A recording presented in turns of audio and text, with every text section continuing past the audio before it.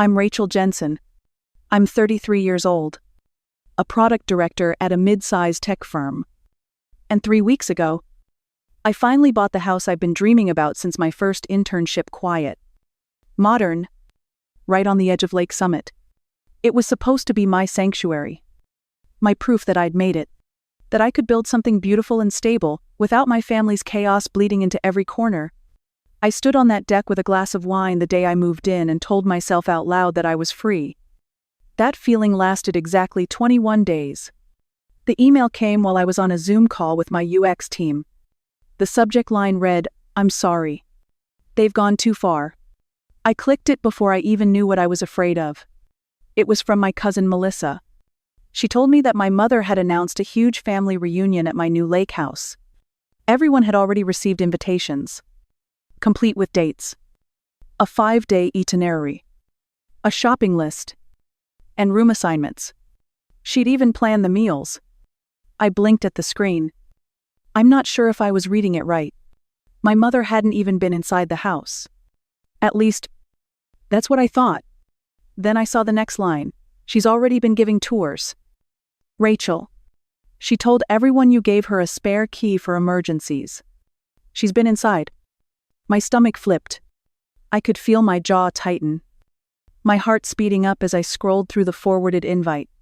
The last line stopped me cold. Rachel will cover all costs. She owes us this. That's what it said. I read it again, and again, like it would say something else if I stared long enough. I couldn't breathe for a moment. My name, my house, my money, tossed into a group email like I was a sponsor for their vacation. No one had asked me. No one had checked. They just assumed. Or maybe they knew I would say no and decided it didn't matter. My mother had done it again, taken control, rewritten the rules, turned my boundaries into options. It wasn't the first time. She threw a graduation party in my dorm without asking, turned my first apartment into a bridal shower venue for my cousin when I was out of town. She hosted a charity event at my condo without telling me. Every time, I swallowed the anger and played polite. Because she's family. Because it's just easier. Because fighting her always cost more than letting it go. But this time was different. This house was mine. Every inch of it had come from the years I spent climbing ladders she said I wasn't smart enough to touch. And now she was handing out guest room assignments like she held the deed. I stared at my laptop, still on mute, in the meeting. Someone was explaining a bug fix. I wasn't hearing a word. All I could see was the subject line. Over and over. I'm sorry. They've gone too far.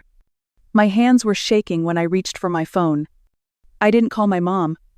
I called Melissa. She answered in a whisper. It's bad. Rach.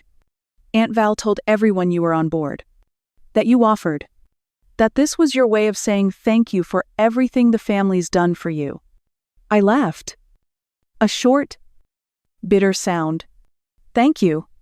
For what? For making me feel like my life was never really mine? Melissa didn't say anything. She didn't have to. We both knew what this was. Another chapter in a long history of my mother deciding what's best, regardless of what I want.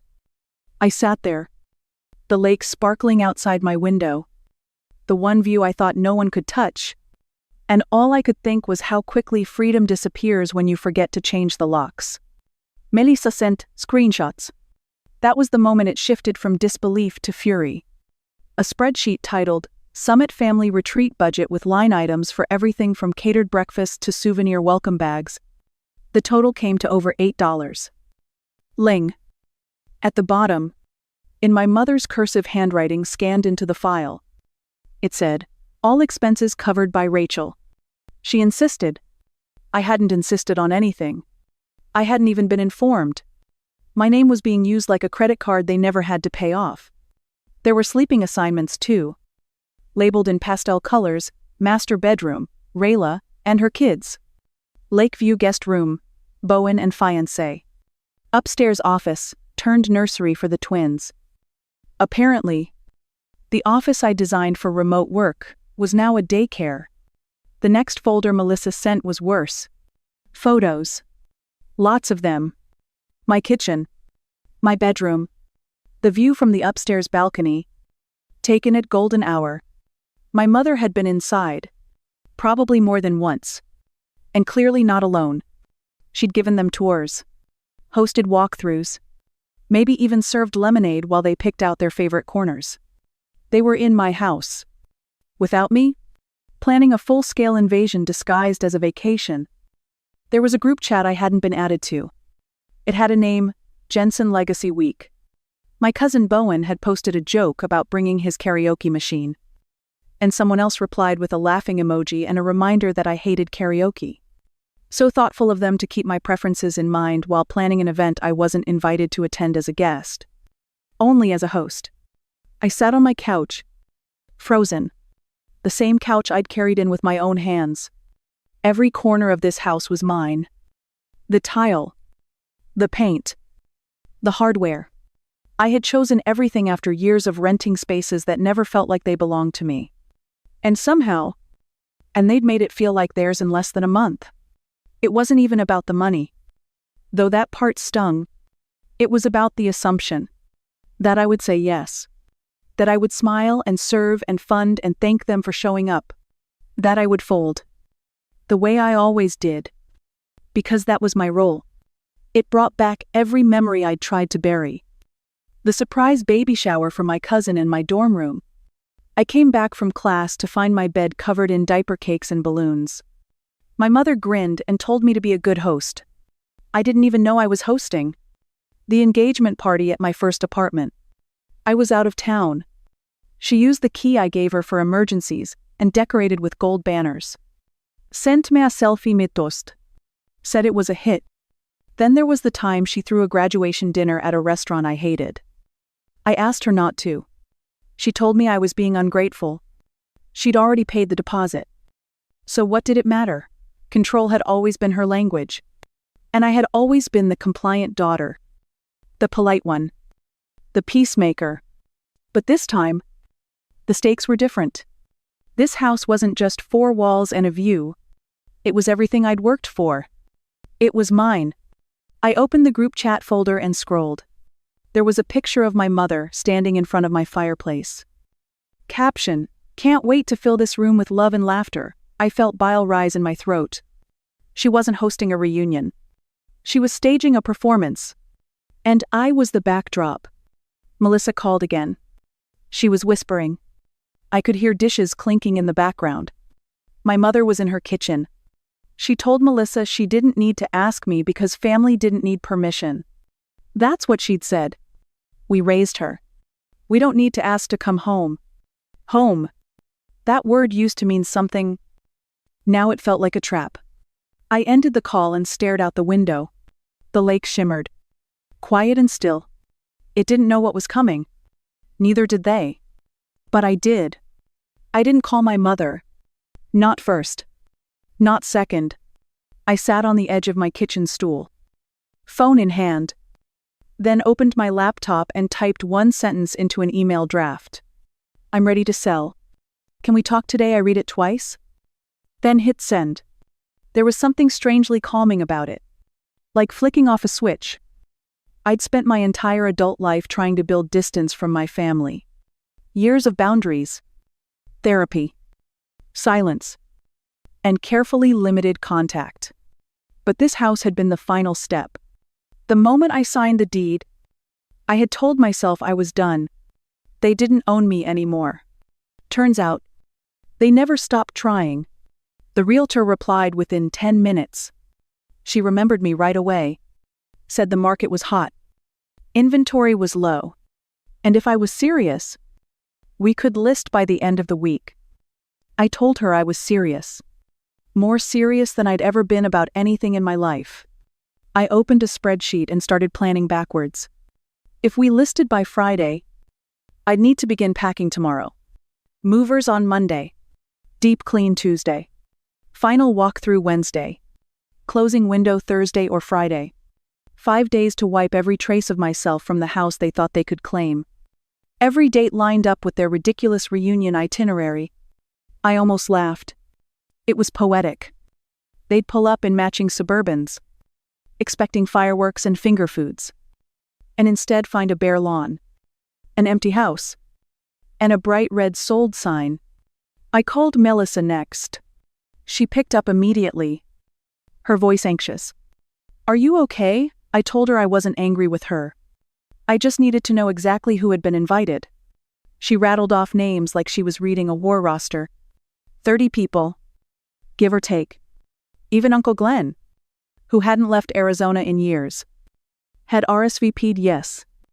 My stomach clenched when she mentioned Rayla. She'd posted photos of my master suite on Instagram, with captions like, "Can't wait to wake up to this view," as if she already lived there.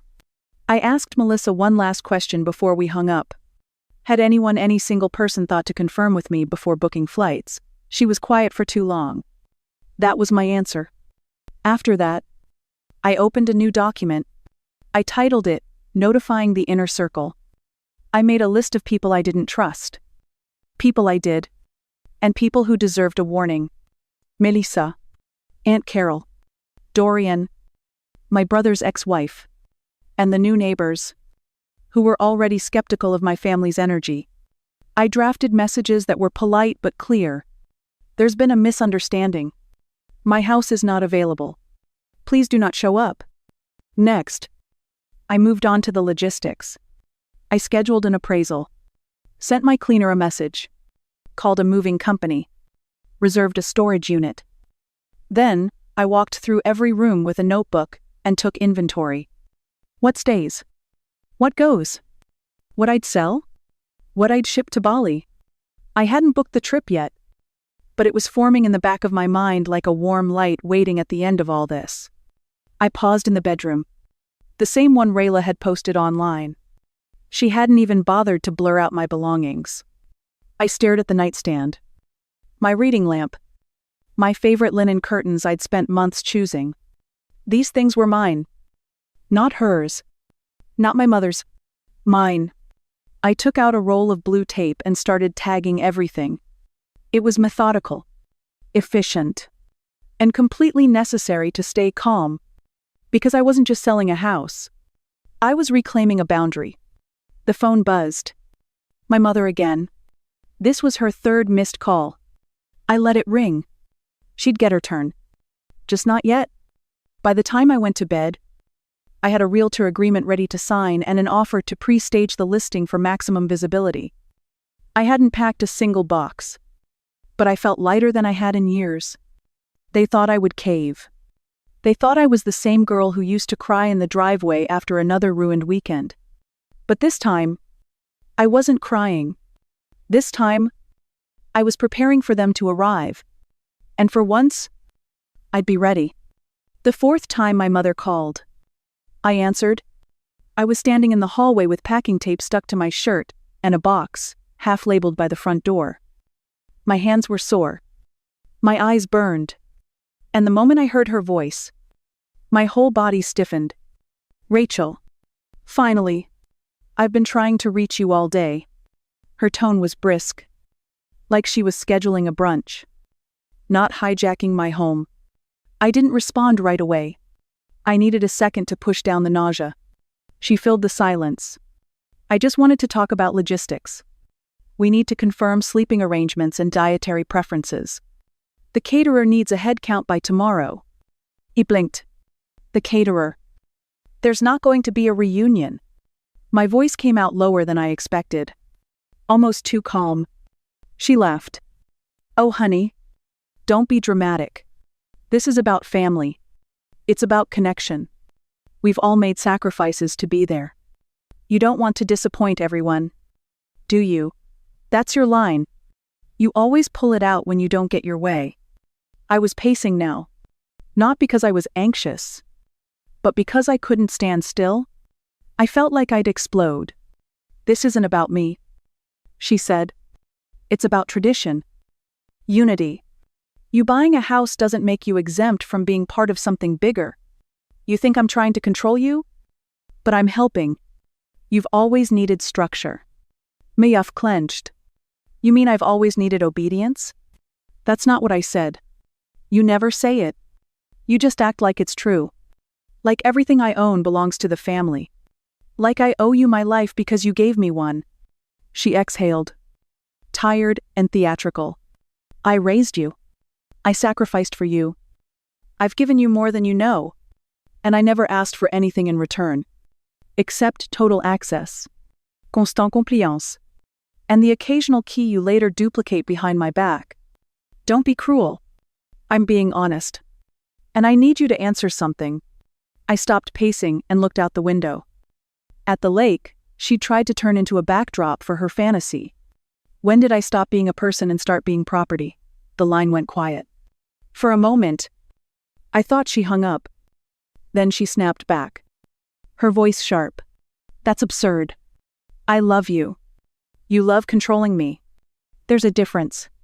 Rachel, you are being completely unreasonable. The family is coming.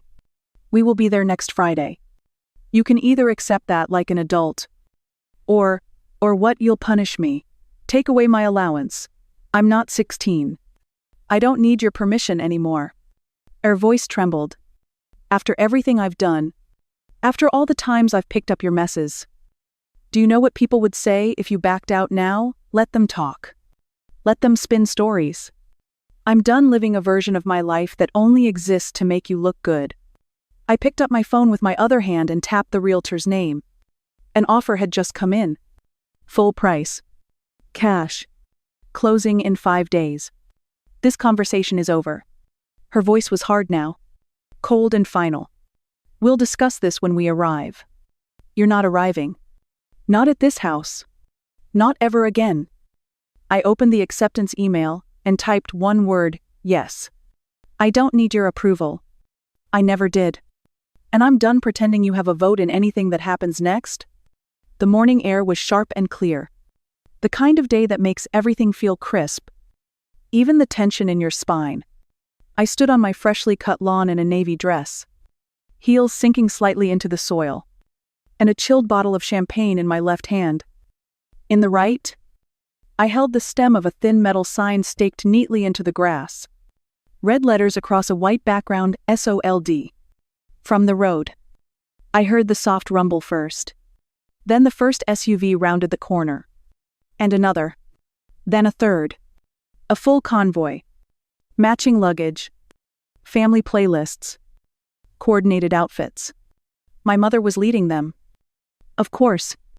In her pearlescent Range Rover. She always made an entrance. I didn't wave. I didn't move. I just stood there. Perfectly still. As the car slowed and blinkers began to flash, someone rolled down a window. I saw confusion cross my cousin Bowen's face. Then recognition. Then disbelief. My mother's car stopped at the curb. I could see her mouth moving behind the windshield. Asking something. Her door opened with force. She stepped out in white slacks and a linen blouse, like she was hosting a magazine shoot. Her heels clicked against the concrete as she walked toward me. Rachel. What is that sign? Her voice was too loud. Too forced. I raised the champagne in a slow, deliberate toast. Welcome to the not reunion. She stopped walking. Her face was pale under her bronzer. You're joking. Tell me you're joking. I took a sip, savoring the chill and the silence that followed. The house sold 2 days ago. Full price. Closes today. One of the rear car doors opened. Rayla stepped out. Phone already in her hand. Filming her perfectly curated arrival. She stopped mid-sentence when she saw the sign. What the hell, she muttered. Aunt Carol opened her door next and stood there blinking like she'd forgotten her sunglasses. One by one, the rest of them emerged, forming a semicircle of stunned expressions around me and my lawn. You can't sell the house. My mother hissed. This is family property. Actually, I said. It's not. It was mine. Bought with my money. And now it belongs to someone else. But everyone's here. We took time off. We booked flights. Rayla's voice was climbing into that shrill register she used when she didn't get first pick. You should have told us. I did. I told Melissa. I told your mother. I even told my realtor. And unlike the rest of you, she listened. My father stayed in the car. Windows up.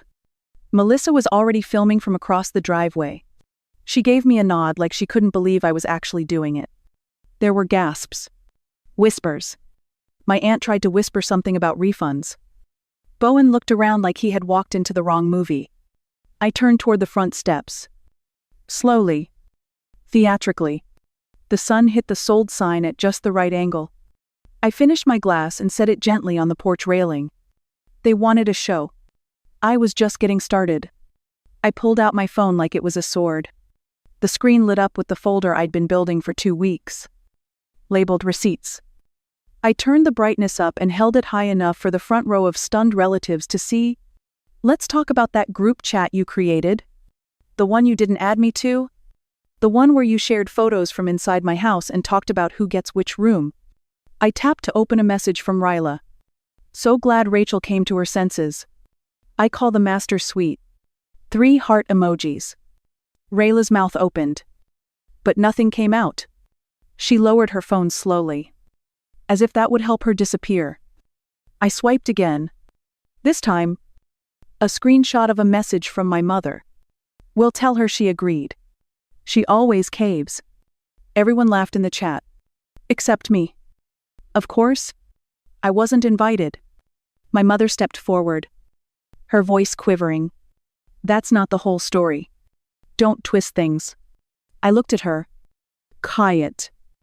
Then scrolled to the next piece. A photo she posted to her Facebook. Captioned, "So proud of the Jensen Lake House. We're building legacy. 1 generation at a time." It had 137 likes and a comment from someone asking if she owned it. She replied, "Yes. In spirit. Let's move on." I tapped another tab. This one was a text thread between me and Bowen. "Remember that $25? $0 you borrowed. You said it was for medical bills. I didn't say anything when you didn't pay me back. But I do remember when Mom told you not to. Said I owed the family for being so distant." Bowen's face flushed. "That was private. Not when you used family loyalty as an excuse to walk away with my money." I turned to the next screen. "Now let's talk about the will." A murmur passed through the group like a cold wind. My mother froze. Ding. Right on cue. A new car pulled up at the curb. Out stepped a woman in black jeans and a leather jacket. She moved slowly. Deliberately. Her eyes never leaving my mother's face. Aunt Margaret. She hadn't been seen at a Jensen family gathering in over 15 years. No one said her name out loud. No one talked about why she left. Until now. I invited her. She walked toward us like the opening scene of a courtroom drama. And she brought something with her. She pulled out a manila folder and opened it with a practiced flick. This is the original will. The one Dad signed 3 months before he died. The one that split the inheritance evenly between all 8 grandchildren. That's a lie. My mother said. But her voice cracked at the end. You said he changed it. He did. After you kept him isolated in the hospital. When he couldn't speak clearly. When only you had access. Margaret raised her voice just enough to carry. You forged a signature. Redirected the trust fund. And buried the paperwork. No one moved. Melissa had stopped filming. Even the wind seemed to pause. I looked back at the crowd. My mother didn't just steal a vacation. She stole our legacy. And I'm done pretending she didn't. I didn't raise my voice. I didn't need to. I simply opened the folder and passed it to Melissa, who held it up so the front row could see. Inside was a 20-page report from a forensic accountant. Notarized. Time-stamped. And painfully specific. Let's talk numbers. The original trust fund, established by my grandfather, was worth $2 million. It was to be divided evenly among the 8 grandchildren upon each turning 25. That meant $250. $0 each. No strings. No exceptions. That was the plan until it wasn't. My mother convinced our grandfather to amend the documents during his final hospital stay. She claimed she would manage the funds responsibly, that it would be simpler this way. More efficient. No one else saw the paperwork. No one questioned her at the time. Instead of dividing the money, she consolidated it. Then she redistributed it like candy at a rigged birthday party. Rayla got money for her wedding. Bowen got help with his mortgage. Tanner. Nothing. Melissa. Zero. Dorian. Not even a conversation. I watched the realization dawn across the faces around me. Some grew pale. Some red. But they all looked the same, hollowed out by betrayal. For years, you thought you were being treated fairly. Or maybe you thought your luck just ran out. Now you know better. The money wasn't lost. It was hoarded. Then weaponized. I tapped my phone and cast the report onto the outdoor projector someone had set up for the reunion slideshow. It flickered once, then lit up with columns, graphs, and highlighted transactions. There's a pattern here. Every cousin who said yes, who came when called, who praised her decisions, got a piece. Every cousin who questioned her, who stepped away, who tried to set boundaries got nothing. Melissa was staring at the screen. Her arms crossed tightly across her chest. She looked like she was holding herself together by force. Bowen's hands were in his hair, tugging hard.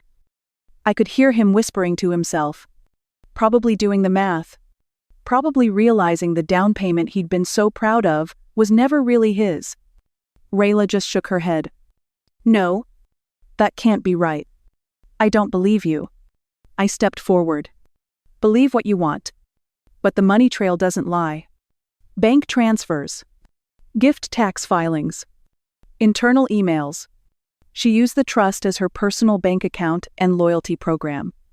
You think she gave because she loved you. But it was never about love. It was about control. My mother still hadn't said a word. Her mouth was tight. Her eyes focused on something invisible just beyond my shoulder. I knew that look. She was calculating. Always calculating. You don't get to talk to me like this. She finally said. Her voice brittle. I kept that money safe. I grew it. I made sure it stayed in the family. At the expense of your own children. At the expense of the truth. I pulled out the summary sheet. If you had left it untouched and followed the original terms, each of us would have received $250. Zero at 25. If you had invested it conservatively, it would have grown. Today, it would be worth over $7. 4 million. The gasps were louder this time. No one could pretend anymore. You stole our futures. And then you convinced us we didn't deserve them. That's not safety. That's theft in a nicer outfit. I looked at my cousins. My aunts. The people I had grown up around but never really felt safe with. This is your moment. You can stay in the fantasy. Or you can open your eyes. I'm not asking you to believe me. I'm showing you the math. Now the question is, what are you going to do with it? It didn't take long. By the end of that same weekend, Tanner had retained a lawyer. Bowen joined 2 days later. Melissa said she wasn't sure about suing but asked for a copy of every document I'd shown. Even Rayla, after going radio silent for 48 hours, posted a half apology on her Instagram about rethinking what family legacy really means. The group chat fell silent. Then someone created a new one. Without my mother in it, I heard about the divorce from Aunt Margaret. My father had walked into her kitchen one morning and said he was done. He didn't yell. Didn't cry. Just laid down a stack of printouts. Secret accounts. Missing money. A single email from my mother, forwarding forged trust documents from years ago. Margaret said he looked tired. Like someone who'd been holding a secret so long it had fused with his spine. He filed that afternoon. Meanwhile, my mother was admitted to a private facility. Not for physical illness, but for what the official report called a psychiatric observation.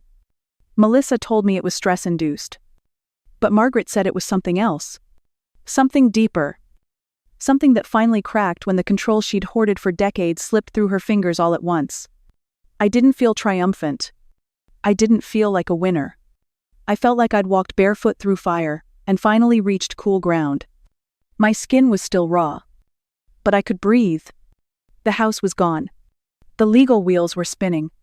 The family was splintering and reassembling in unfamiliar ways. No one was quite sure who they were to each other now that the lies had been peeled back. Some were angry. Some were ashamed. But most were just quiet, like they were waiting for a new rhythm to emerge. I wasn't part of it anymore. Not in the old way. Not as a hostage. I wasn't the dutiful daughter. The silent provider. The stage manager for someone else's narrative. I was just Rachel. No titles. No roles. Just space. I walked through an open house that week in a mountain town 2 hours from the lake. It wasn't large, but it had a view that stretched so far it felt like forgiveness. The real estate agent asked if I was relocating. I smiled and said I was replanting. She didn't ask what that meant. At night, I checked my email and saw updates from the family's lawyer. More affidavits. More paperwork. Margaret kept forwarding notes from the investigator. The list of violations kept growing. Wire fraud. Tax evasion.